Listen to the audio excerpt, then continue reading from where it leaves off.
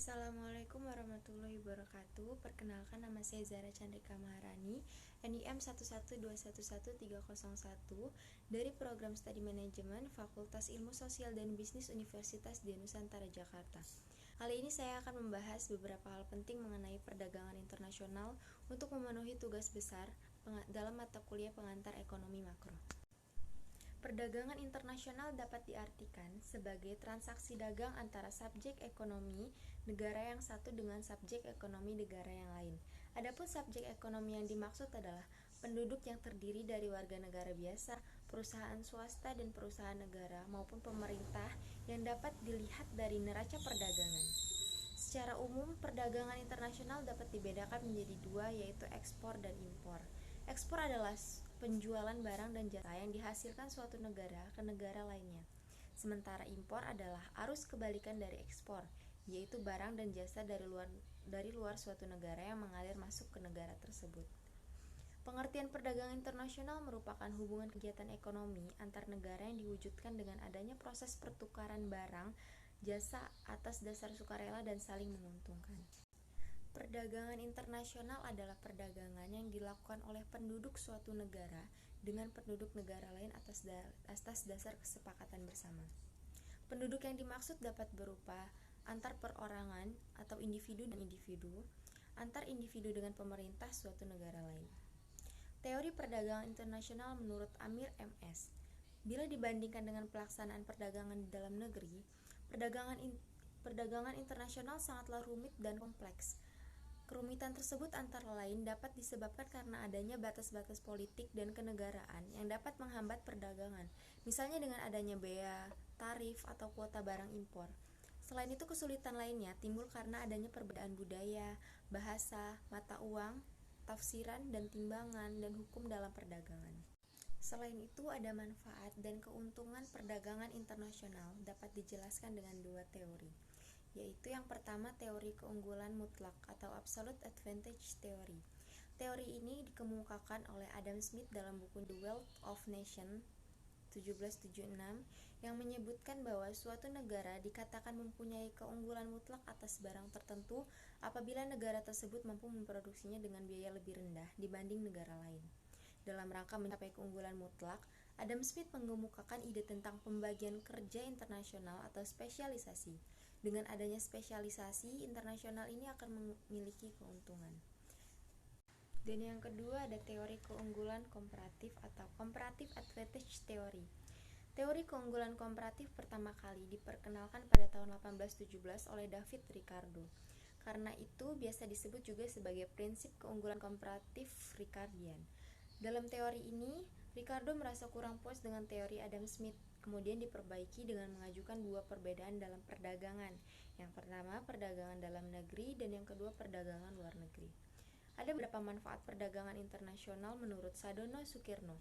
Manfaat perdagangan internasional adalah yang pertama, memperoleh barang yang tidak dapat diproduksi di negeri sendiri.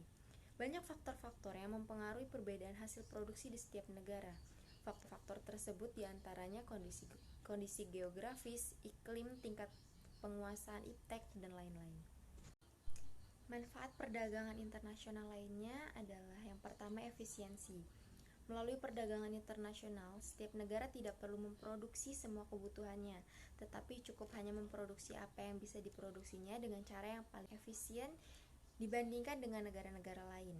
Dengan demikian akan tercipta efisiensi dalam pengalokasian sumber daya. Dan yang kedua ada perluasan konsumsi dan produksi. Perdagangan internasional juga memungkinkan konsumsi yang lebih luas bagi penduduk suatu negara. Yang ketiga ada peningkatan produktivitas.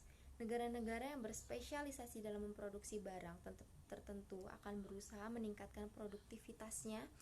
Dengan demikian mereka akan tetap unggul dari negara lain dalam memproduksi barang tersebut. Ada dampak positif perdagangan internasional. Yang pertama ada meningkatkan kesejahteraan, mempercepat pembangunan, meningkatkan sumber daya manusia, alih teknologi.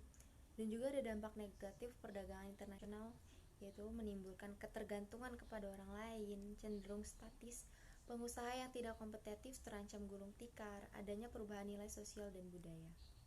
Selanjutnya ada faktor-faktor yang mempengaruhi perdagangan internasional.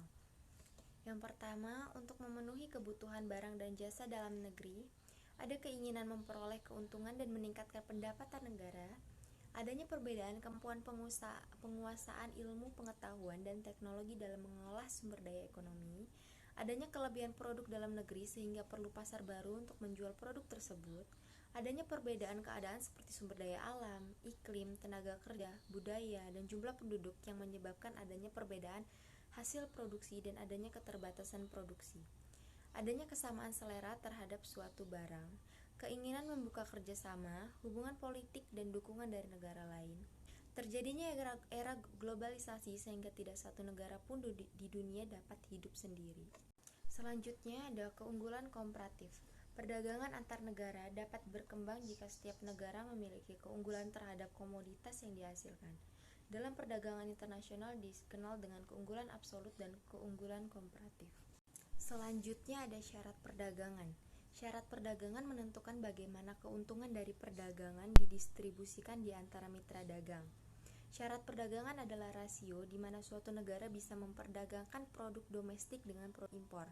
Di dalam perdagangan internasional, kedua pihak harus memiliki suatu yang bisa diperoleh agar perdagangan bisa terjadi, seperti membuat syarat yang menguntungkan kedua belah pihak.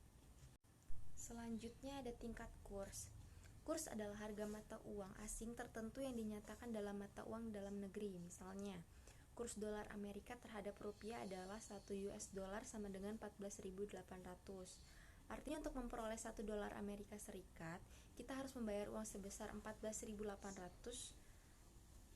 Jadi daya tarik barang asing bagi pembeli Amerika Serikat dan barang Amerika Serikat bagi pembeli asing sebagian bergantung pada tingkat kurs atau rasio perdagangan dua mata uang. Sekian presentasi dari saya, maaf bila ada salah kata. Wassalamualaikum warahmatullahi wabarakatuh.